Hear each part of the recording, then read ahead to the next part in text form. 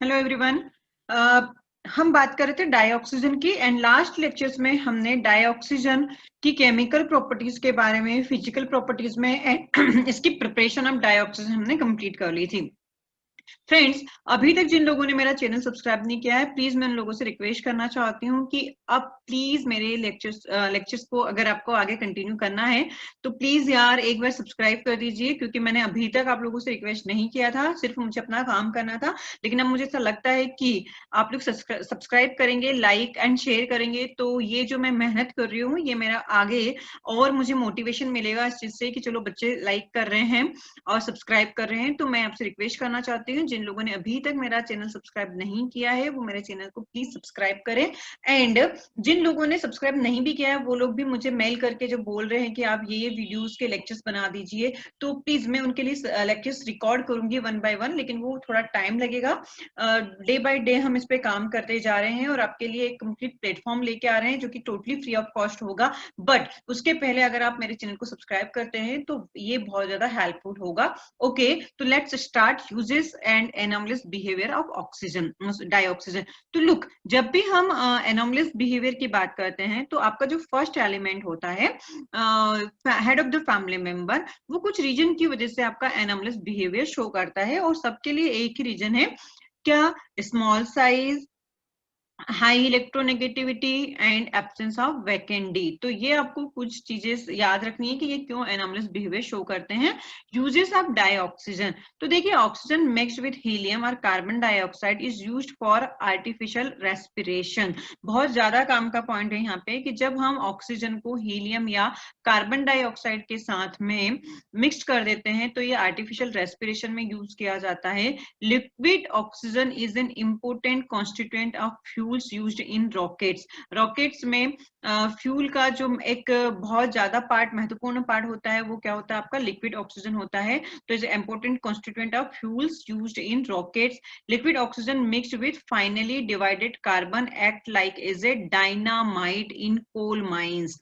ठीक है ना, liquid oxygen mixed with finely divided carbon, जैसे छोटे छोटे फाइनली का मतलब ना एकदम पाउडर फॉर्म के इसमें मिलेंगे। तो liquid oxygen mixed with finely divided carbon act like a dynamite in coal mines. तो इसमें हम डायनामाइट की तरह भी यूज करते हैं कोल माइंस में। फिर हमारे पास में oxygen is use for production of oxy hydrogen और oxy acetylene flames which are employed for cutting and welding purpose। याद आया किसकी बात कर रहा है? ये बात कर रहा है एसिटाइलिन की। ठीक है ना। Oxygen is used an oxidising agent in several reaction. बहुत सारी रिएक्शन में है कि अच्छा ऑक्सीडाइजिंग एजेंट की तरह यूज होता है।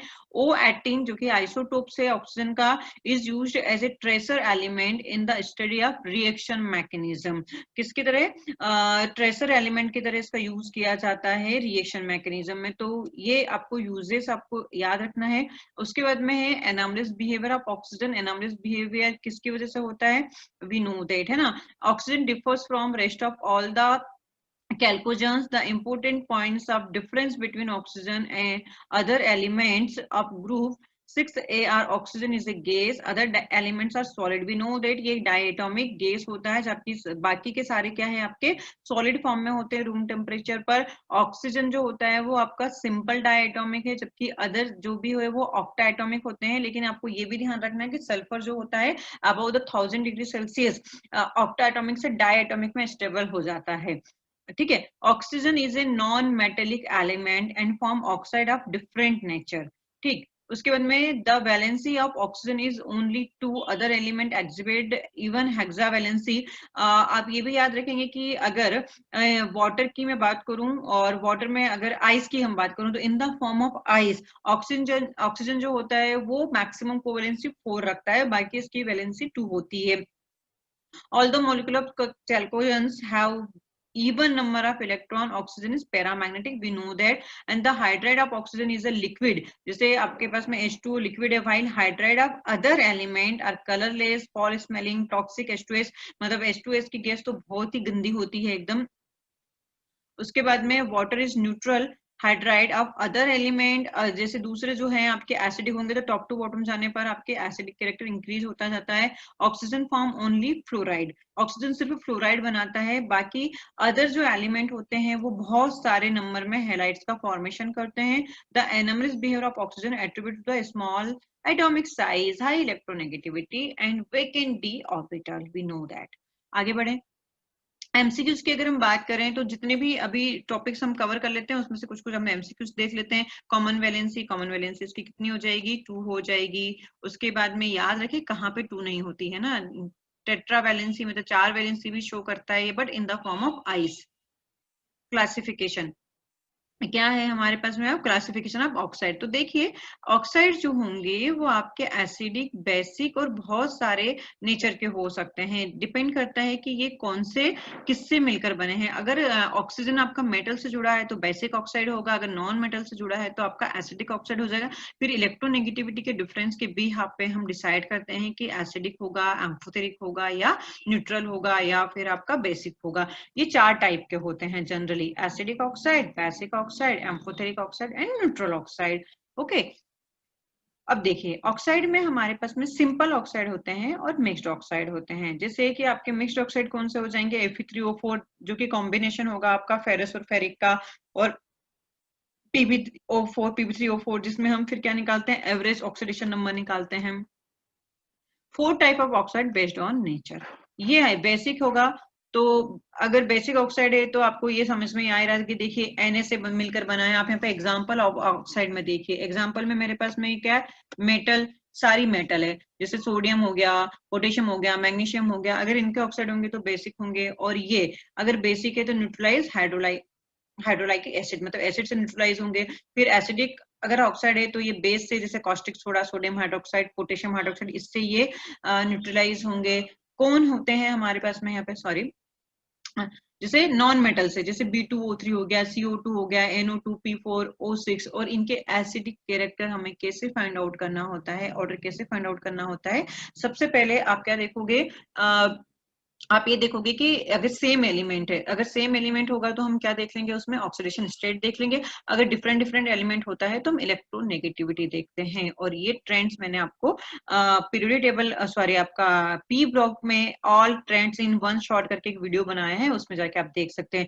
एम्फोथेरिक ऑक्साइड के लिए मैंने एक ट्रिक बताई है, आज जनाबे अली ने बेकार गाया पंजाबी सॉन्ग। तो आप देखिए यहाँ पे जनाबे अली, तो जिंक आ गया, एल्यूमिनियम आ गया, पीबी आ गया, सॉन्ग से 3 आ गया, तो बहुत सारे ऐसे एम्फोथेरिक आपके ऑक्साइड हो जाते हैं, मतलब एम्फोथेरिक ऑक्साइड पे कवर हो जाते हैं। आज जनाबे अली ने बेकार गाया पंजाबी सॉन्ग करके। फिर उसके अंदर कुछ एक्स्ट्रा भी है, जैसे कि मेरे पास में बेकार से क्रोमियम का ऑक्साइड आ जाएगा, तो कुछ ऐसे याद रख सकते हैं आप। न्यूट्रल ऑक्साइड 4 ये याद रखें, CO, N2O, NO, NH2O neutral होते हैं। तो ये ना तो एसिड से न्यूट्रलाइज होंगे ना बेस से न्यूट्रलाइज होंगे, ये न्यूट्रल होते हैं भैया, है ना। कौन कौन होते हैं, CO, N2O, NO और H2O। न्यूट्रल ही भूल जाते हैं, बाकी चीज याद रह जाती है हमें, है ना। तो न्यूट्रल को याद रखें, CO, N2O, NO and H2O, ये हमारे न्यूट्रल ऑक्साइड होते हैं। In general metallic oxide are basic, we know that, है ना।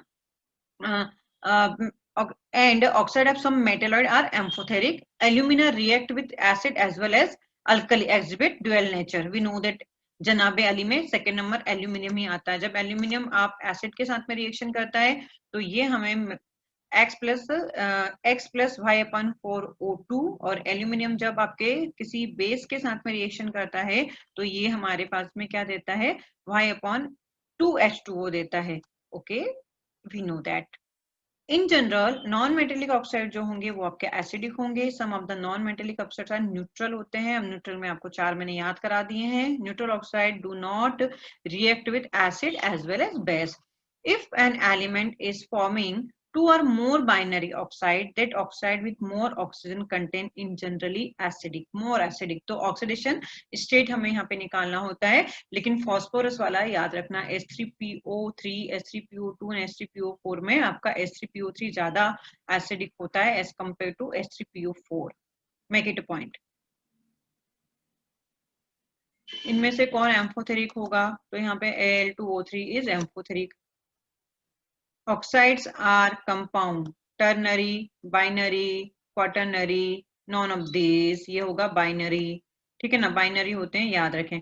अब यहाँ पे सबसे ज्यादा इसका जो एरोट्रॉप है ऑक्सीजन का, दूसरा वाला कौन होगा, एक आपका ओजोन। इस पे काफी क्वेश्चन आते हैं और इनका इडियोमेट्रिक एनालिसिस जैसे कि रेडॉक्स में हम पढ़ते हैं O3 का, तो वहां से याद रखें। और ये ब्लीचिंग एजेंट की तरह अच्छा ब्लीचिंग एजेंट होता है, इसलिए इसके काफी क्वेश्चंस बनाए जा सकते हैं। दैट्स वाई ओजोन ज्यादा जरूरी है हमारा, मतलब महत्वपूर्ण है यहाँ से। फिर उसके बाद में ओजोन का रेजोनेटिंग स्ट्रक्चर, उसका बॉन्ड ऑर्डर, इसके बारे में भी क्वेश्चन आते हैं। ये आपका ओजोन है O3 और इसका रेजोनेटिंग स्ट्रक्चर ये है, हमें रेजोनेटिंग स्ट्रक्चर बनाते आता है। और रेजोनेटिंग स्ट्रक्चर में हम बॉन्ड ऑर्डर कैसे निकालते हैं, तो आप क्या करोगे, बॉन्ड ऑर्डर निकालने के लिए या कोई भी एक एटम पकड़ लो। जैसे कि यहाँ से तो आपने देख लिया कि मेरे पास में ये एक मैंने एटम पकड़ लिया, देखिए जरा एक मिनट, है ना। आप इसमें कैसे निकालोगे, आप यहाँ पे ऐसे करोगे कि ये सपोज कि मैंने ये एटम ले लिया है, इसमें मेरे पास में बॉन्ड कितने हैं, 2 बॉन्ड है ना। फिर इसी वाले को मैंने पकड़ा इधर, तो यहाँ पे मेरे पास में कितने बॉन्ड आ रहे हैं, 1 बॉन्ड आ रहा है। तो टोटल बॉन्ड कितने हो गए मेरे पास में, 3 बॉन्ड हो गए। तो टोटल बॉन्ड अपन टोटल स्ट्रक्चर, कितने स्ट्रक्चर है, 2। तो यहाँ पे जो बॉन्ड ऑर्डर आएगा वो कितना आ जाएगा मेरा, 1.5 आ जाएगा। इस तरह से हम बॉन्ड ऑर्डर निकालते हैं। तो total bond upon total structure, जैसे कि हमारे पास में SO4-2 है। तो अब जब इसका स्ट्रक्चर भी आप नहीं बना पाओगे तो ध्यान रखो कि सल्फर है कि मैक्सिमम आपके पास में इसका एक स्ट्रक्चर तो बना ही सकते हैं, तो मैक्सिमम कितने बॉन्ड बना सकता है। तो देखो O4 है तो double bond O, double bond O, यहाँ पे आपका O माइनस आया, यहाँ पे मेरा O माइनस आ गया, ठीक है ना। तो टोटल बॉन्ड कितने हो गए, इसमें 6 बॉन्ड हो गए, राइट। और ये स्ट्रक्चर कितने बना सकता है, तो जितने यहाँ पे सराउंडिंग एटम होंगे वो इसका स्ट्रक्चर होगा, ठीक है। तो यहाँ पे मेरे पास में क्या हो जाएगा, तो इसका भी बॉन्ड ऑर्डर कितना हो जाएगा आपका, 1.5 हो जाएगा, ठीक है। आ रही ना बात समझ में। तो जिनका रेजोनेटिंग स्ट्रक्चर के थ्रू हम बॉन्ड ऑर्डर निकालते हैं उनमें ये तरीका होता है बॉन्ड ऑर्डर निकालने का, क्योंकि एक हमारा क्वेश्चन आता है CO3-2 CO एंड CO2, इनमें बॉन्ड लेंथ का ऑर्डर इन CO पूछा जाता है। तो यहाँ पे मेरे पास में इसका तो बॉन्ड ऑर्डर कितना होता है, इसका बॉन्ड ऑर्डर आपका 3 होगा। इसमें बॉन्ड ऑर्डर कितना हो जाएगा आपका, ये CO2 जो होगा ये भी आपका कितने, कार्बन 4 बॉन्ड बना सकता है, सराउंडिंग एटम 2 है, तो मेरे पास में यहाँ पे बॉन्ड ऑर्डर इसका 2 आएगा। और CO3-2 में बॉन्ड ऑर्डर 1.3 आता है जब इसकी स्ट्रक्चर हम देखते हैं। तो देखिए यहाँ पे मेरे पास में जिसका जितना कम बॉन्ड ऑर्डर होगा उसकी बॉन्ड लेंथ उतनी ज्यादा होगी। तो CO3-2 में बॉन्ड लेंथ इसकी ज्यादा होती है। तो ये आपका मैंने यहाँ पे आपको फिर से एक बार रिकॉल करवा दिया है कि किस तरह से हम यहाँ पे बॉन्ड ऑर्डर निकालते हैं। ओजोन की बात हो गई, यहाँ पे समझ में आ गया इतना, हमारा क्लियर है। आगे बढ़े, चलो आगे बढ़ते हैं भाई।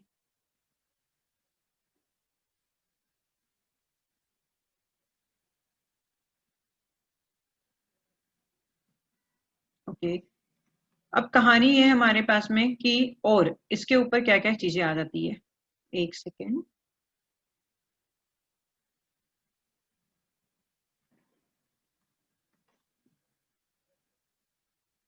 एलोट्रॉप्स ऑफ ऑक्सीजन है, protect earth surface from UV radiation, कोई नई बात नहीं है। Help sustain life on earth.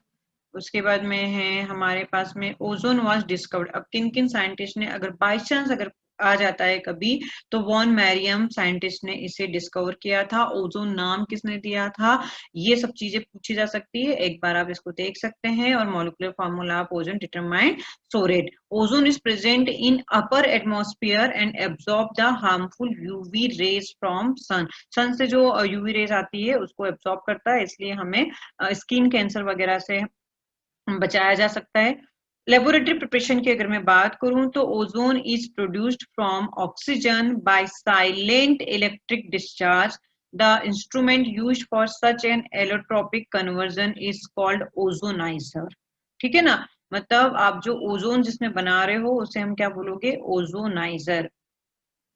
जैसे ऑक्सीजन की साइलेंट इलेक्ट्रिक डिस्चार्ज करवाया गया, तो यहाँ पे मुझे मिला ट्वाइस O3। और डेल्टा एज, मतलब डेल्टा एज क्या हो जाएगा, प्लस में आ जाएगा, दैट इज एंडोथर्मिक प्रोसेस हो जाएगी ये। It is prepared in the laboratory by using Siemens and Brodie's ozonizer. The mixture obtained consist 5 to 10% ozone by volume and mixture is called ozonide oxygen।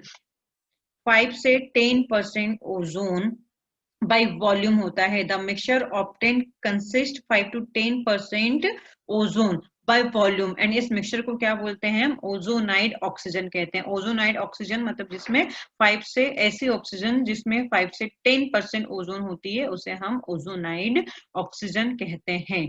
Ozonide oxygen is cooled when O3 first liquefies and it can be separated from gaseous O2. Fluorine react with water at a very low temperature when mixture of ozonide gas is formed. देखिए जब fluorine water के साथ में reaction करेगा तो ozone बनाएंगे। तो हम यहाँ पे जब भी याद रखें कि अगर मैं एस ब्लॉक की ओर तुम्हें थोड़ा सा लेके जाऊं तो यार वहां पे हम क्या करते थे कि Cl2 की रिएक्शन, अगर मैं Cl2 की रिएक्शन H2 के साथ में कराती हूँ तो मुझे यहाँ पे मिलता था HCl प्लस HClO, है ना। तो यहाँ पे अभी जैसे कि मैं X2 ले लूं तो X2 की रिएक्शन अगर मैं वाटर से कराऊंगी तो मुझे HCl एंड HClO3 मिलेगा। ये चीज थी। तो आपको यहाँ पे ये चीज ध्यान रखनी है बच्चों कि X2 में मेरे पास में क्या क्या हो सकता है? Cl2 हो सकता है, Br2 हो सकता है, I2 हो सकता है। यहाँ पे फ्लोरीन नहीं होगा। अगर फ्लोरीन वाटर के साथ में रिएक्शन करेगा तो आपको HF या HFO नहीं बनाएगा। यहाँ पे आप देखिए कि साथ में HF के साथ में आपको यहाँ पे O2 मिल रही है, ना कि HFO मिल रहा है, क्योंकि फ्लोरीन के ऑक्सी एसिड पॉसिबल नहीं है। अगर आपको HFO यहाँ पे बनाना होगा, है ना, तो HFO बनाओगे तो एक्चुअली क्या होता है कि जब ऑक्सी एसिड्स होंगे तो उसमें जो हैलोजन है उसकी ऑक्सीजन स्टेट प्लस होती है। आप यहाँ पे देख सकते हैं कि क्लोरीन की ऑक्सीजन स्टेट प्लस होगी। तो फ्लोरीन तो मोस्ट इलेक्ट्रोनेगेटिव एलिमेंट है और इसकी ऑक्सीजन स्टेट कभी भी प्लस नहीं हो सकती है। और तो यहाँ पे आप ऐसे याद रख सकते हो कि ये क्या बनाएगा, जब हैलोजन की रिएक्शन हम वाटर के साथ में करवाते हैं तो ये हमें देता है हाइड्रोजन फ्लोराइड के साथ में ऑक्सीजन गैस। बहुत जरूरी पॉइंट है ये याद रखने वाला, क्योंकि हम यहाँ पे ये भूल जाते हैं। फिर जब आपके पास में फ्लोरीन आगे, ये जो आपका F2 है, ये अगर हमने थ्राइस H2 के साथ में इसकी रिएक्शन करवा दी तो ये क्या बनाता है? Thrice 6H plus O3। ठीक है, मेक इट अ पॉइंट कि हमें ओजोनाइड ऑक्सीजन ये दोनों एक साथ चलती है रिएक्शन। फिर by action of ultraviolet rays oxygen can be converted into ozone. क्या अल्ट्रावायलेट रेडिएशन अगर हम पास करा देते हैं ऑक्सीजन से तो ये किस में कन्वर्ट हो जाता है? ओजोन में कन्वर्ट हो जाती है। तो यहाँ पे मेरे पास में O प्लस O बना, फिर O इससे आपके पास में रिएक्शन करता है ऑक्सीजन से और बना देता है आपका O3, क्योंकि अल्ट्रावायलेट में क्या होगा, आपका ऑक्सीजन और ऑक्सीजन का बीच का जो बॉन्ड होगा वो फ्री रेडिकली टूट जाएगा, क्योंकि इसकी इलेक्ट्रोनेगेटिविटी क्या है? 0 है। ठीक है, next, electrolysis of acidified water with platinum electrode gives O3 at anode. The gases liberated at the anode contain about 95% ozone and 5% O2. Electrolysis of acidified water with platinum electrode gives ozone at anode. यहाँ पे भी आप याद रखें कि कौन cathode पे मिल रहा है, कौन एनोड पे मिल रहा है। तो जब हम एसिडिफाइड वाटर की रिएक्शन प्लेटिनम इलेक्ट्रोड के साथ में कराते हैं, इसका इलेक्ट्रोलाइसिस करवाएंगे तो हमें एनोड पे ओजोन मिलेगा। The gas liberated at a anode contain 95% ozone and 5% oxygen. Ozone can also be prepared by heating oxygen to very high temperature 2773 kelvin temperature लिए और उसके बाद में इसको कूल कर दीजिए। फिजिकल प्रॉपर्टीज की अगर बात करें तो ये ओजोन जो है आपकी, it is a pale blue gas, colour full gas होगी, है ना। It can be liquefied to pale blue liquid. It can be liquefied to pale blue liquid at -112.4 degree Celsius and at -249.7 degree Celsius. ये आपको temperature इसके बीच में रखना है। It forms violet black crystals.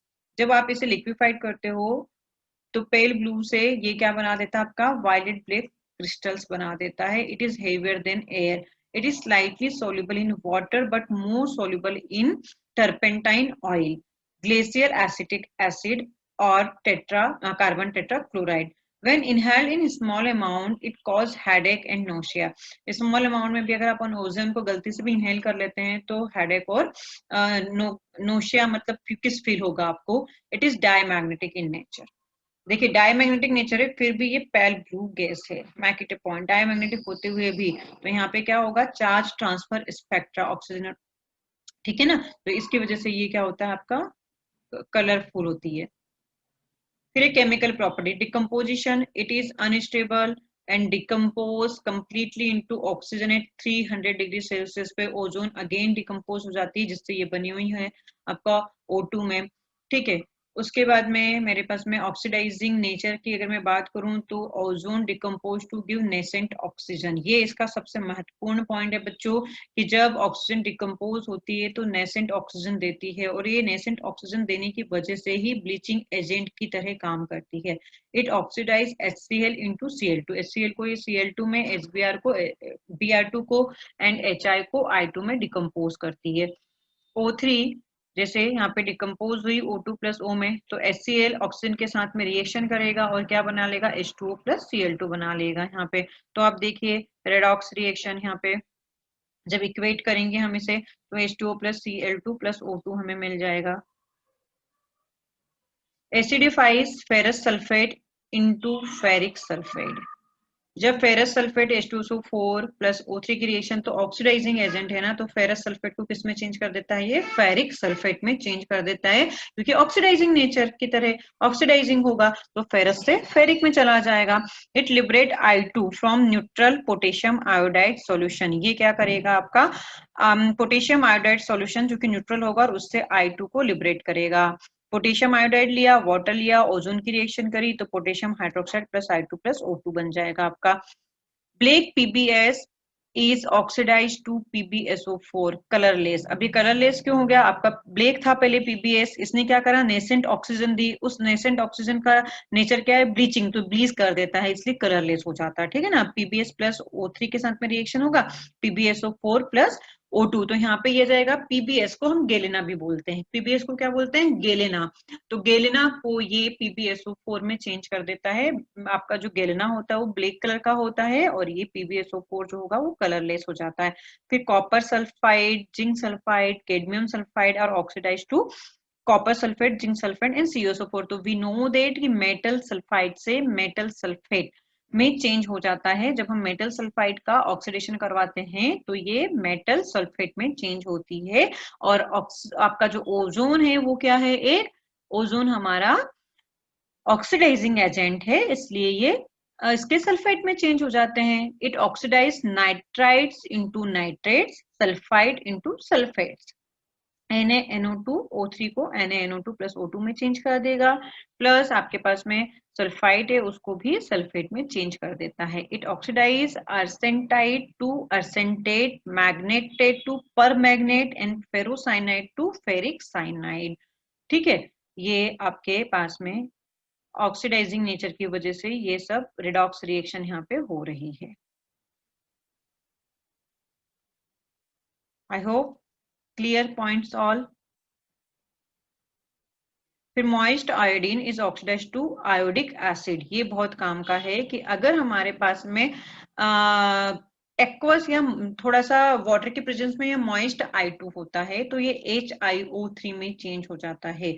ये मॉइस्ट आयोडीन को oxidise करता है iodic acid that is HiO3। ये हम यहाँ पे भूल जाते हैं ना, क्योंकि अगर I2 आपका ड्राई होगा तो फिर ये HiO3 नहीं बनाएगा। आयोडिक एसिड बन गया। Moist sulphur, moist phosphorus and moist arsenic are oxidised to their corresponding oxy acid. जैसे कि आपका सल्फर हुआ तो उसका करस्पॉन्डिंग एसिड क्या हो गया, आपका H2SO4 हो गया। फास्फोरस का क्या हो जाएगा, आपका H3PO4 हो जाएगा। आर्सेनिक का क्या हो जाएगा, A3AsO4 हो जाएगा, उसके करस्पॉन्डिंग एसिड में चेंज हो जाएगा। H2OS is oxidise two sulphur. तो ये तो याद ही रखना है कि यार सल्फर H2S जब आपका ऑक्सीडाइज होगा तो ये क्या देगा, आपका रिमूवल ऑफ हाइड्रोजन हो जाएगा, मतलब सल्फर में चेंज हो जाएगा। फिर alkaline Ki is oxidise to potassium iodate and periodate. ये वाला पॉइंट आपका बहुत ज्यादा महत्वपूर्ण है। अगर अल्कलाइन पोटेशियम आयोडाइड लिया तो ये ओजोन इसे potassium iodate and periodate में चेंज कर देती है। ठीक है, silver metal is oxidise to silver oxide.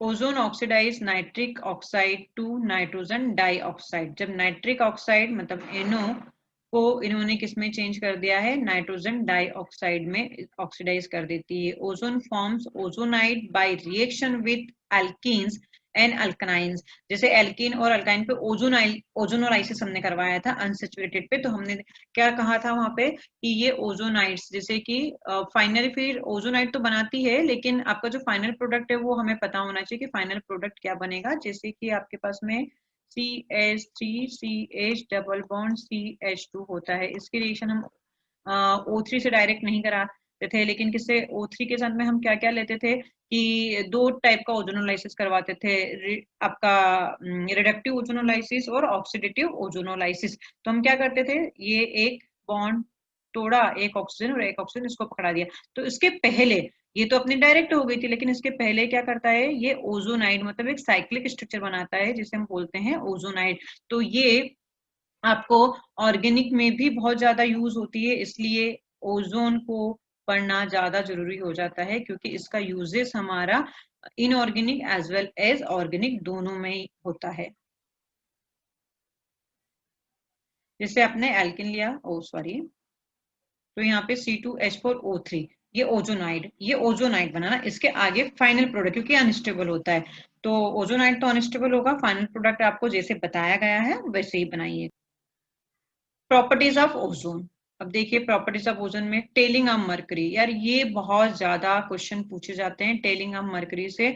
Mercury loses it's meniscus and the oxide forms sticks to the inner walls of the glass container. The phenomena of sticking of mercurous oxide to glass is called tailing of mercury. Mercury loses its meniscus and the oxide formed sticks to the inner walls of the glass container, जिसमें जैसे glass container में जो इसका oxide बना है वो क्या हो जाता है, चिपक जाता है, तो उसी को हम क्या बोलते हैं, the phenomena of sticking of mercurous oxide to glass is called tailing of mercury. जैसे कि आपने मरकरी लिया, मरकरी की रिएक्शन ओजोन के साथ में करवाई, तो आपका क्या बना, मर्क्यूरस ऑक्साइड बना, और ये जो मर्क्यूरस ऑक्साइड होता है ये ग्लास की इनर वॉल में चिपक जाता है, इससे ही हम बोलते हैं टेलिंग ऑफ मरकरी। तो देखिए यहाँ पे जो lustre and meniscus of mercury होगा are recognised by washing with water. ठीक है, लस्टर मतलब उसकी जो चमक होगी, और जो मेनिस्कस मतलब क्या होता है कि एक लेयर टाइप की जो बनती है उसकी।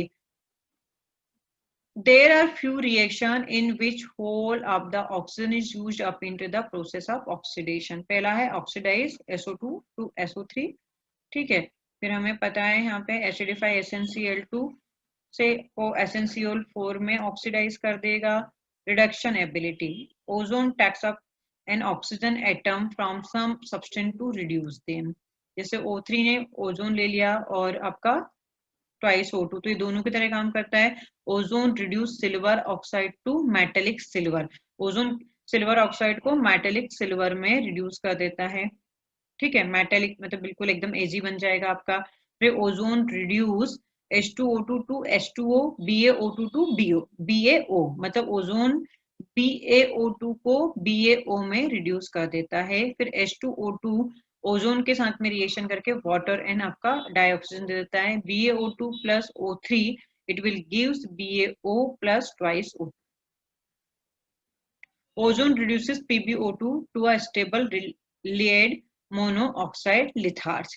PbO2 प्लस O3 से यहाँ पे PbO प्लस ट्वाइस O2 बन जाता है, जिसे हम बोलते हैं लिथार्ज। और लिथार्ज की ऑक्सीडेशन स्टेट एक बार क्वेश्चन आपको पूछा गया था कि when PbO2 react with O3 compound A will form, what will be the name of that compound and oxidation state of lead in that compound. तो यहाँ पे लिथार्ज बनता है और इसका ऑक्सीडेशन स्टेट इसमें कितना होता है, +2 होता है। Bleaching ability, coloured vegetable matter को जब हम ऑक्सीजन में मिलाते हैं तो colourless vegetable matter plus O2, क्योंकि ये नेसेंट ऑक्सीजन देता है, दैट्स व्हाई। Hg+O3, तो यहाँ पे क्या बना देगा आपका मरकरी का ऑक्साइड Hg2O। उसके बाद में है structure and uses of ozone.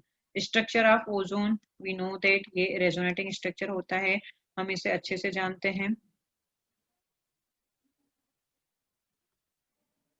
both OO bonded are identical having bond length 128 picometer which is intermediate between single and double bond. partial आपका ऑक्सीजन ऑक्सीजन के बीच में ना पार्शियल क्या कंप्लीट सिंगल होता है और ना ही कंप्लीट आपका डबल होता है.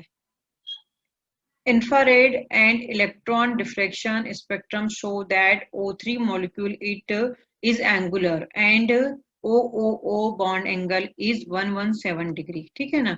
This is explained by considering resonating structure and resonance hybrid.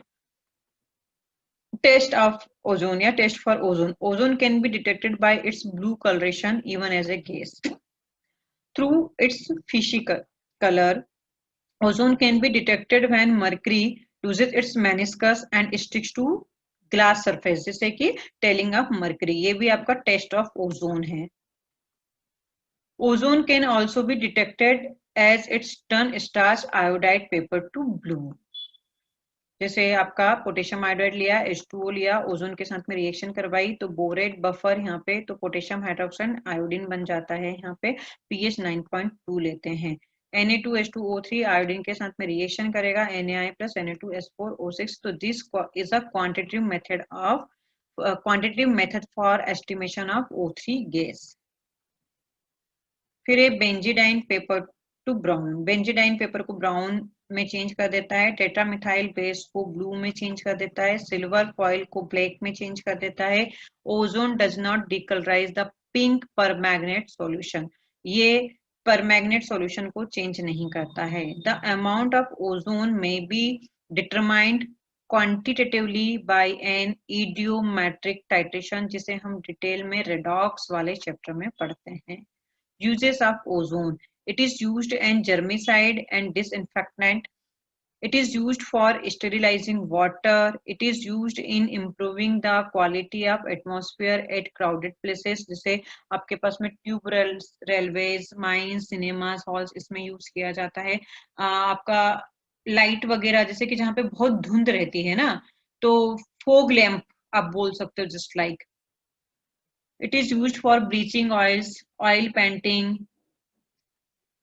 It is used in the manufacture of artificial silk and synthetic camphor. Synthetic camphor में भी इसका use किया जाता है. It is used to identify the unsaturation in carbon compound. A mixture of O3 and C2N2 is known as ozone cyanogen and used as a rocket fuel. Ozone cyanogen, ठीक है ना. कुछ ozone protects earth from UV radiation. Ozone is derived from the word ozone, ozine, ozine, none of these, तो ozone. Ozone is thermodynamically unstable, stable, can't say, तो unstable होती है ये. क्या रिएक्शन देगा जब पोटेशियम आयोडाइड वाटर के साथ में रिएक्शन करेगा, तो बताइए, KOH plus I2. Thank you. I hope ये लेक्चर आपको समझ में आया होगा. बाकी आप एक बार ओजोन को और अच्छे से समझने के लिए यूजेस यहाँ से देख लिए, लेकिन इडियोमेट्रिक टाइट्रेशन रेडॉक्स वाले पार्ट से जाके एक बार वहां से कंप्लीट कर लेना. ठीक है ना. Thank you.